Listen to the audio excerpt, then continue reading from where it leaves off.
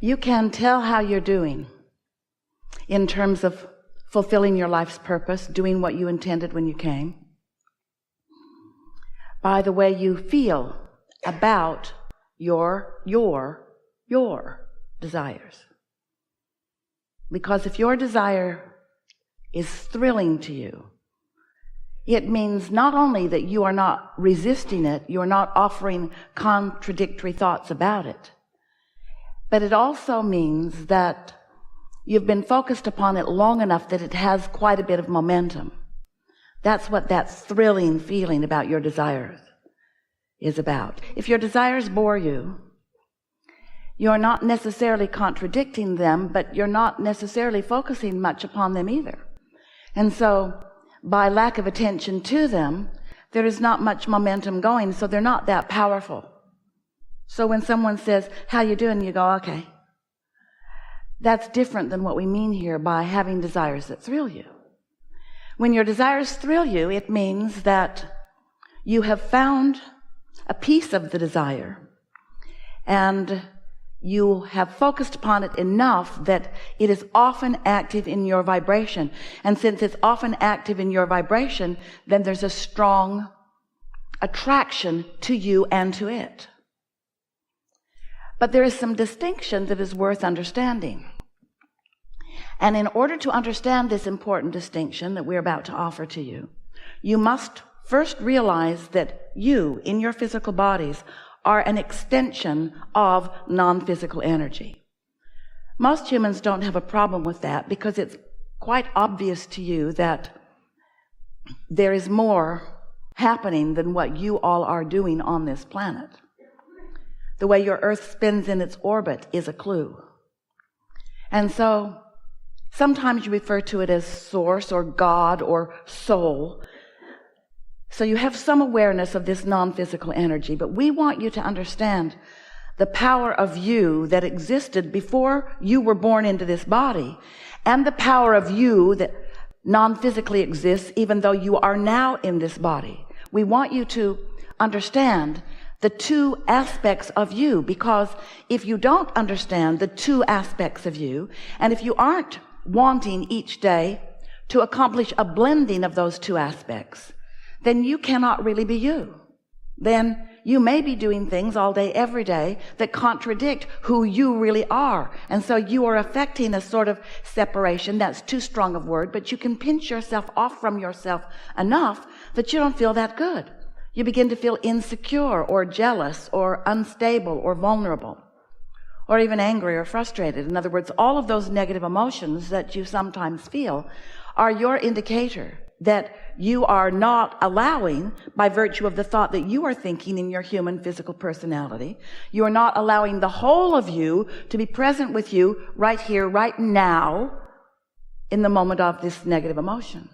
And so, as you come to understand these two aspects of you that we are always wanting to help you find a blending between, then you can begin to understand how you really create your own reality. When life causes you to know what you don't want, you also know what you do want. When life shows you what you do want, it also shows you what you don't want. This contrast helps you in the deciding of what you want.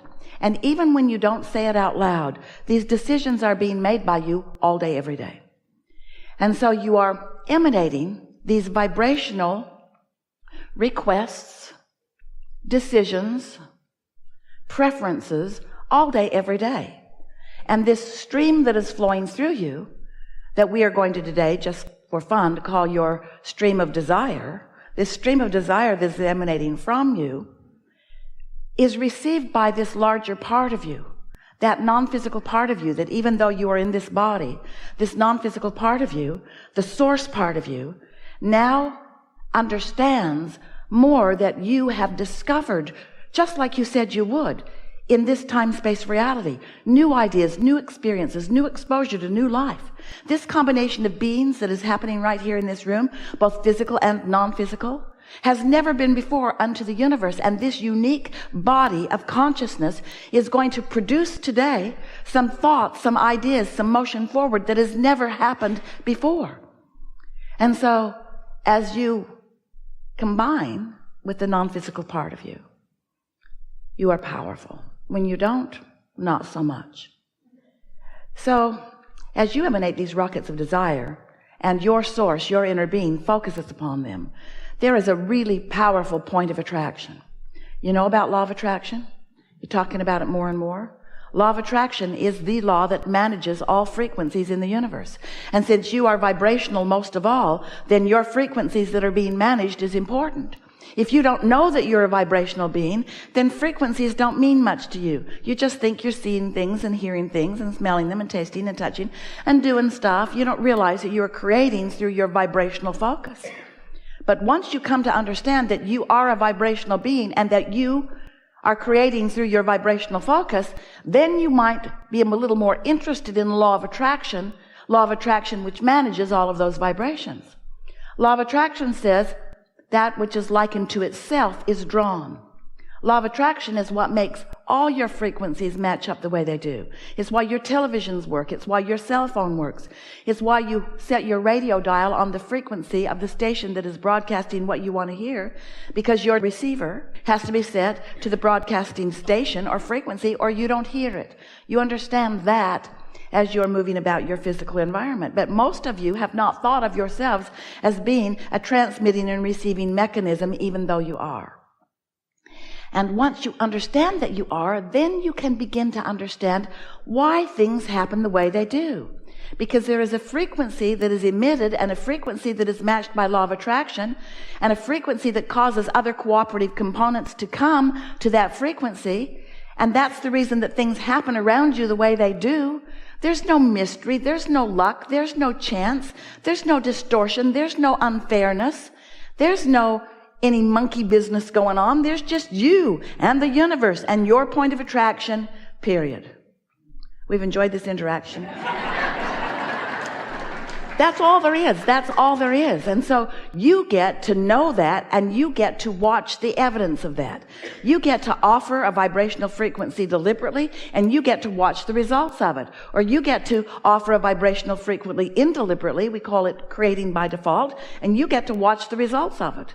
Yesterday we offered an analogy of a train going 80 miles an hour or 100 miles an hour that way, with two big engines that are pulling it on a nice flat topography.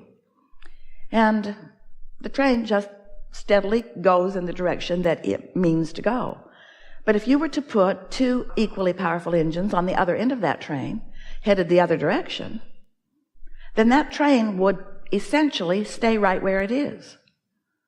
In other words, no motion forward and no motion backward, because there is a desire and a belief that are contradicting one another. You sort of get the hang of what we're talking about here? So we want you to be more aware of what your beliefs are and the power of them and whether they harmonize with your desires. A belief is just a thought that you continue to think. That's all it is. It's just a practiced vibration.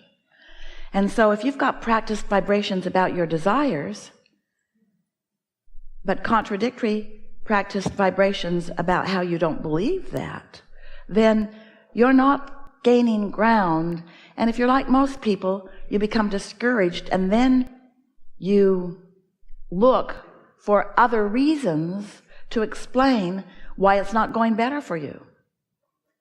As you compare the results, the manifestational, actualizing, materializing results that others are getting as they're turning their thoughts to things, as you only measure the results, you do yourself a disservice, because you have no way of knowing what their thoughts were that produced those results.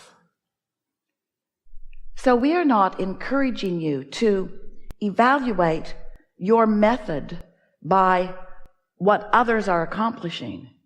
We encourage you to evaluate your method by how you feel, by what you're doing with your energy. Because if someone else is getting really good results, it's a sure thing that they're not splitting their energy. And if you could get up close to them, you would hear them saying things like, I really like that, and I'm really looking forward to that, and this is a really good thing. And you would not hear them saying things like, I'm not sure, and I don't know what I'm doing, and I can't figure out how to do this, and life is really hard, and I really want that, but you wouldn't be hearing that from them.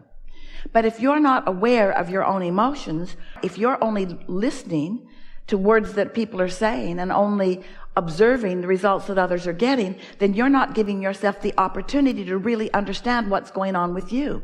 And what's going on with others really doesn't have anything to do with what's going on with you. You are the most technologically integrated society that has ever been, which means you've got your nose in a lot of places that does not serve you. We really think you should call it nose book.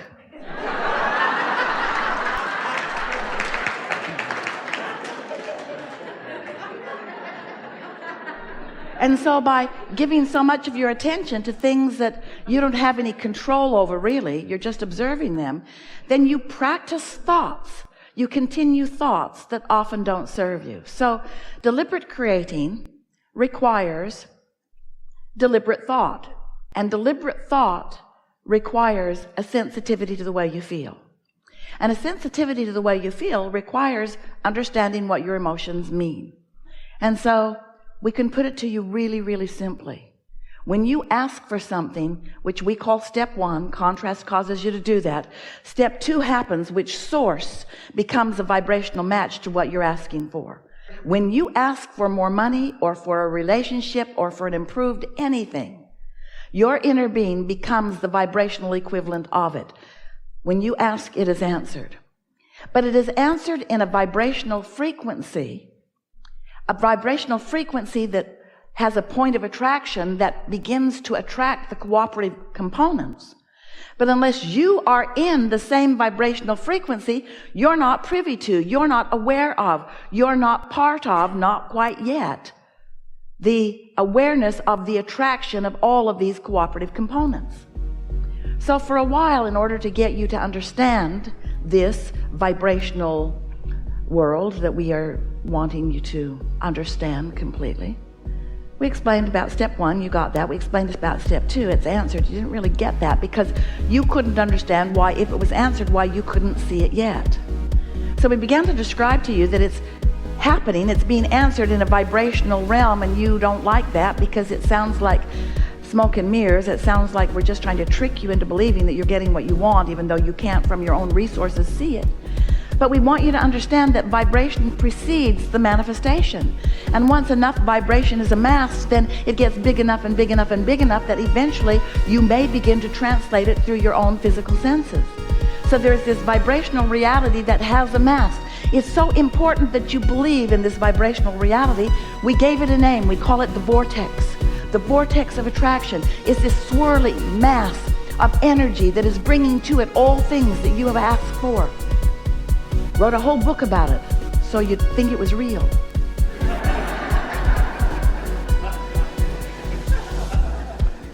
And you began to sort of take our word for it a little bit, but we began to hear you say things like, all right, Abraham, you've talked about this vortex. Esther's pointing her arms at this invisible stuff over here, and your voice gets louder and louder and happier. You talk about this vortex of creation where everything you want is.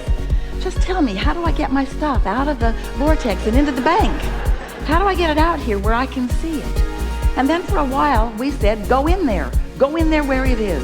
Go in there where it is. Well, you just kind of freaked out over that.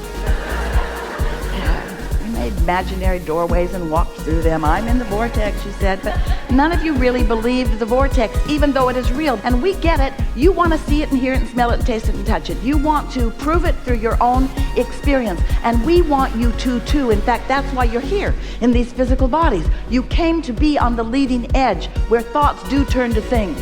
You came to materialize ideas. Your earth was once a swirling mass of vortexual stuff that you couldn't see, and now it's something that scientists see and understand and measure.